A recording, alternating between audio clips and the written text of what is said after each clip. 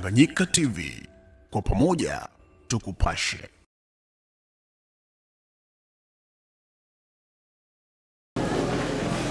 Katika kitabu cha Mathayo Mtakatifu sura yake ya 23 na mstari wa 27.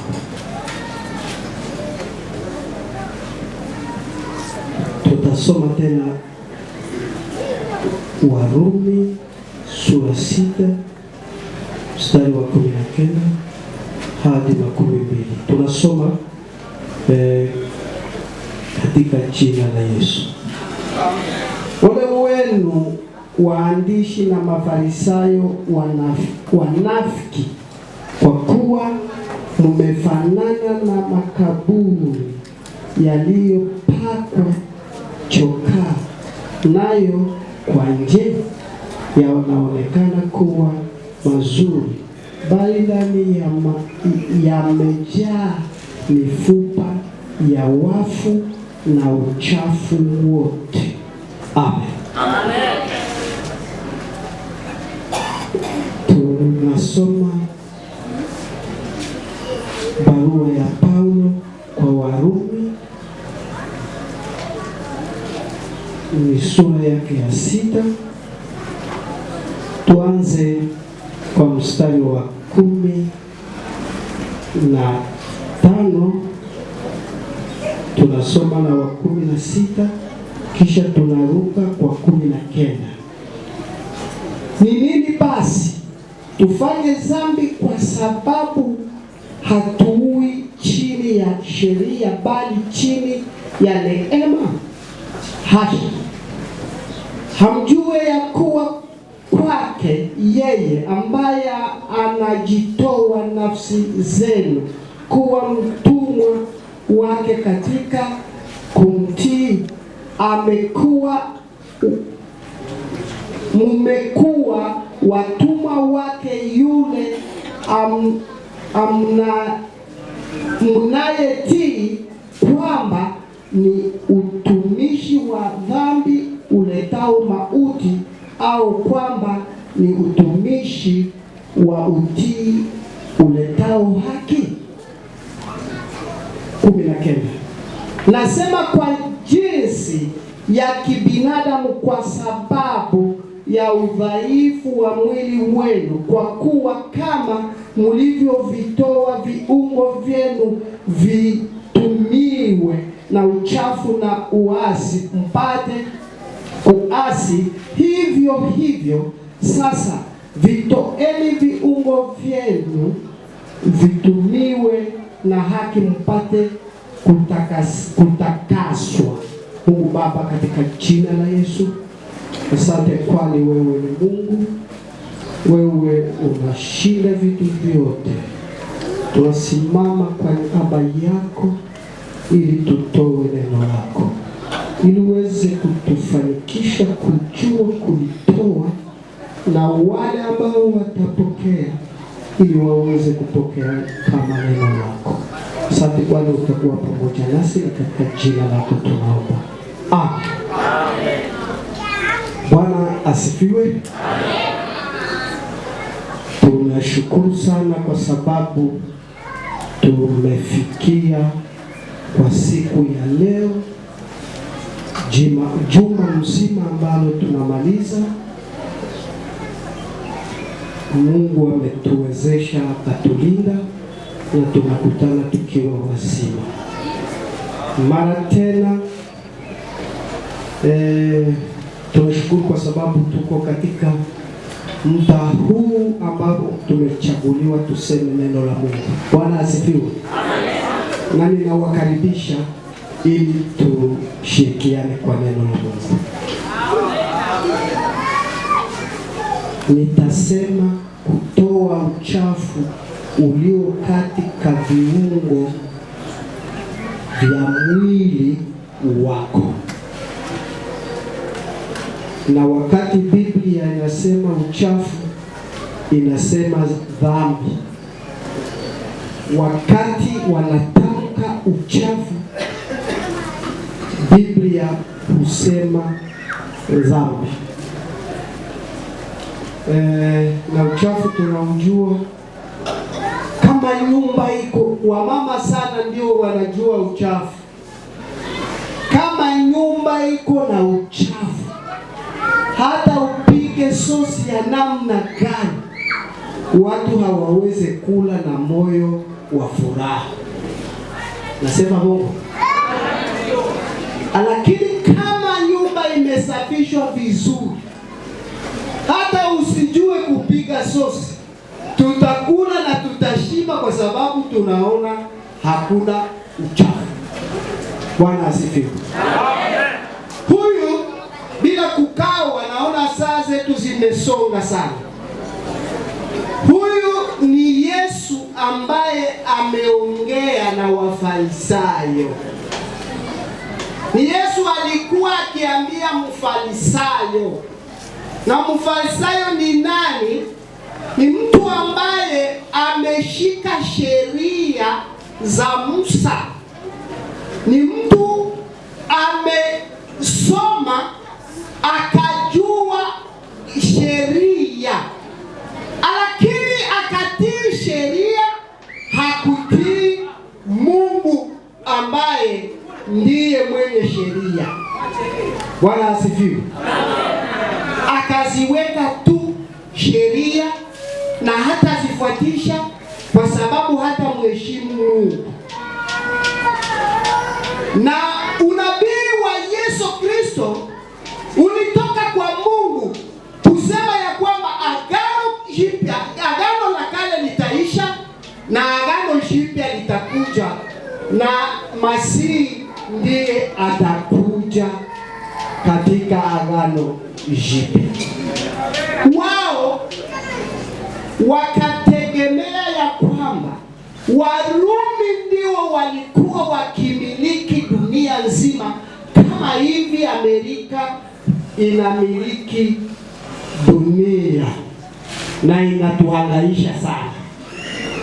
Nao walikuwa wakihangaika kwa sababu utawala unatoka Urumi unakuja katika nchi yao ya Israeli. Kodi zote zilikuwa za Warumi.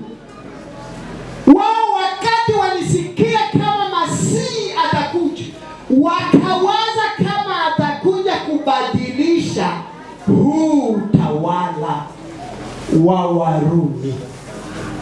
Wakategemea. Lakini ilikuwa utofauti. Mungu anafanya utofauti na jinsi watu wanawaza. Bwana asifiwe. Mungu haendi jinsi unawaza. Mungu anawaza yake na yake anayasimamia na anayatimiza. Yaani alikuwa anajua kama Masihi atakuja ili kubadilisha mioyo ambayo iliyopotea tangu Adamu, ili warejee katika njia nzuri na kuacha dhambi ambazo zilikuwa za Adamu wa kwanza. Bwana asifiwe. Amen. Hiyo tu. Yesu alikuja ili tupate uzima, tupate kubadilika, tuwe watu ambao hawana uchafu, hawana dhambi. Lakini Wafarisayo hawakuwaza hivyo. Wakati Yesu alizaliwa hawakukubali. Wao walikuwa wakitegemea kama Masihi atakuja. Na hata leo Wafarisayo wanategemea kama Masihi atakuja. Hawayakubali. Bwana asifiwe. Amen. Yesu alikuja ndiye ametimiza agano jipya ambaye alikuwa Masihi. Lakini hawa hawakumjua. Wakati Yesu alifika miaka yake ya kutumika, alijadiliana na hawa Wafarisayo. Na Wafarisayo walikuwa wakiomba kushinda watu wote. Wakati anaomba, anaenda katika masanga anaomba ya kweli kweli, anasema na mambo ya ajabu, lakini ni ya kusema tu kwa sababu na wewe umsikie. Bwana asifiwe. Amen. Haleluya. Amen. Kwa sababu umsikie wewe, lakini Mungu hakuwa anatarajia Mungu amsikie. Kwa sababu uone kama yeye anajua Mungu ametakasika, lakini hatakasiki. Bwana turumie. Yesu alijaribu kuwaonyesha kama yeye ndiye ametumwa hapa duniani, amejadiliana nao, lakini hawakuweza kumsikia, hawakuweza kumjali. Walijali dini yao tu na ile masheria, hawakujua kama ni Mungu. Yesu akawaambia kama wanafanana. Hapa ndipo akisema wanafanana kama kaburi, na kaburi wanaijenga mzuri sana hapa nyuma, wanaitengeneza, wanaiweka makaro. Tukipanda pale utaona makaro mazuri. Kuko na wengine kwa wakati huu weko wanaijengea na kanyumba kama njanja, si hivyo?